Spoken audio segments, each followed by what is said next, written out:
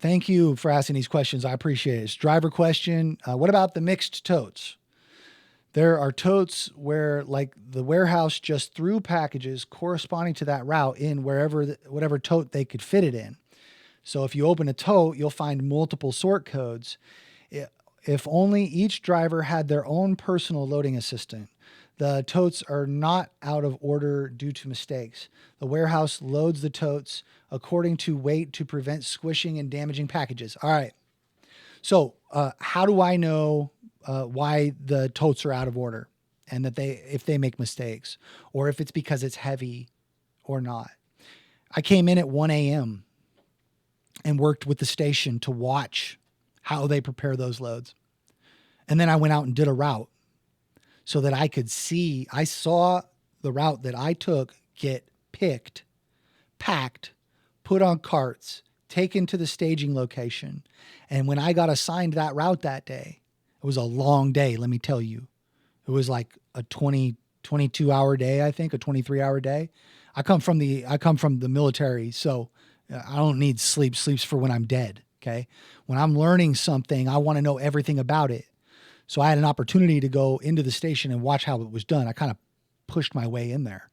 And then I knew, okay, what's happening? Are they under a lot of stress? Are they super busy? Is it because of weight of the packages? Or is it because the person's like, hey, we got to get this one done. The next one's coming. It's getting backed up over here. So-and-so called out with 10 other people. And then they gave VTO. And so now the people that are there have to do twice the workload. And that's why I say that the station staff are human beings, okay? I don't criticize them because I've walked a mile in their shoes, okay? But I do have compassion for them and I understand what they're going through. And so when I would teach my drivers how to load, I would say, hey, it's not always going to be perfect, but we have a load plan, okay? I got that from being a load master in the Air Force, the C-17s, aircraft. You know, the one that flies around with the winglets. It's a cargo aircraft. Okay. You don't load that thing without a load plan. And then you audit the load plan as a load master and make sure the load plan's correct. The load planning for Amazon system is a duplicate of the Global Air Transportation Execution System, the GATE system, right? That's what the Air Force uses to, do logistics for loading their airplanes and loading their cargo on vessels. So when I got into this Amazon driver program back in 2019, 2018, I think I started as flex. And then I went in late 2019, right as COVID was starting to kick off. And then when we got the lockdowns, insanity, because nobody could go outside, Amazon was busy, man. We had the busiest time of our lives. So I learned really fast. Oh, it's a load plan. So the carts are going to have the totes on them in the order that they're going to be delivered. And after you're done scanning your carts and you hit continue, they're loaded by sort zone, right? And that's broken down because of the geographic area of the zip code that you're working in. It's all a plan, right? So if you load by your plan, well, you're going to know where your cargo is, and hopefully it's in the order of offload.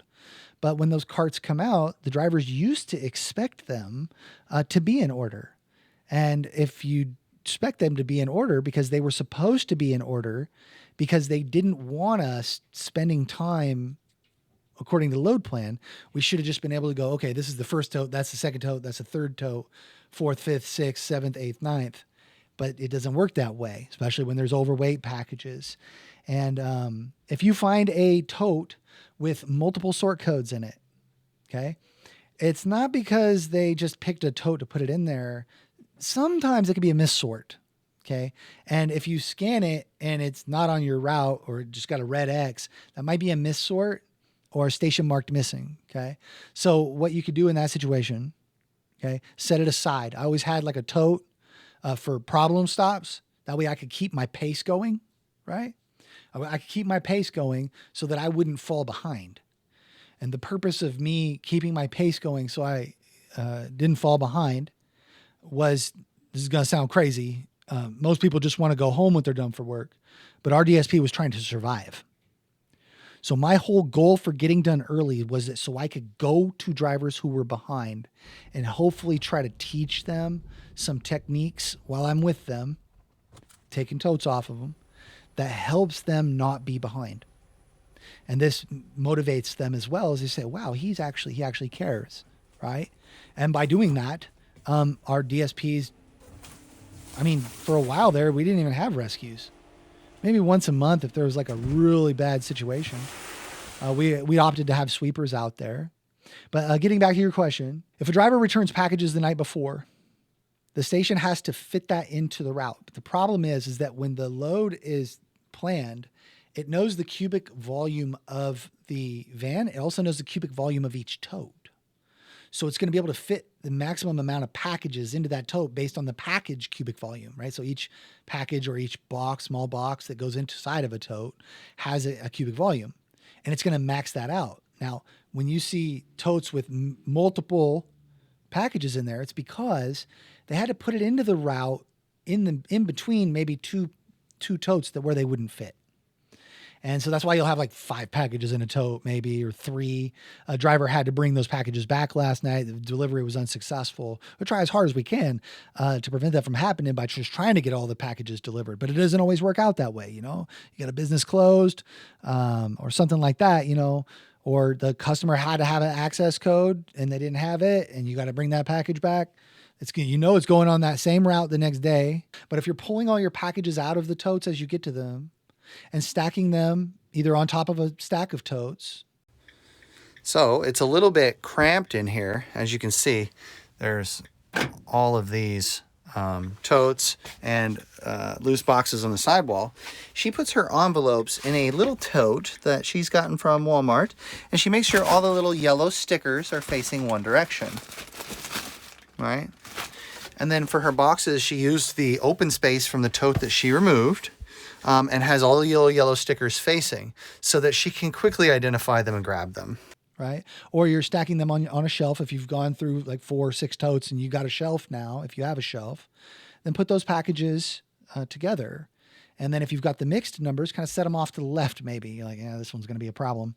And then you know when you're looking for that and it's a different sort zone, let's look.